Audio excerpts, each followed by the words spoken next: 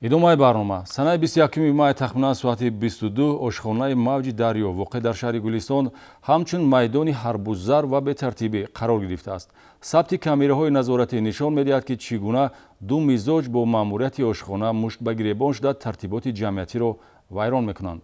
мақомоти милитсияи шаҳри Гулистон нисбати ду нафар барои содир намудани ҷинояти авбошӣ яъне дағалона вайрон кардани тартиботи ҷамъиятӣ парвандаи ҷиноятӣ оғоз намуд.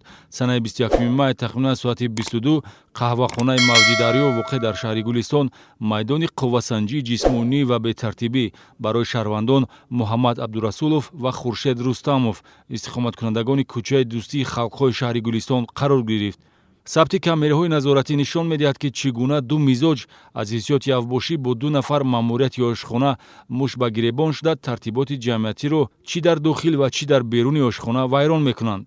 луқмапартоӣ ба мизоҷони ҷинси зан ки аз хизматрасонии ҳамин қаҳвахона баҳра мегирифтанд ва ҳаракатҳои авбошона нисбати онҳо сабаб мешавад ки маъмурияти қаҳвахона ба рафтори ҷавонон эрод ва риояи одоби инсониро талаб намояд. аммо гумонбаршудаҳо бо дағалӣ посух дода қувваи ҷисмонӣ истифода мебаранд ки дар натиҷа ба содиршавии ҷинояти авбошӣ анҷомид.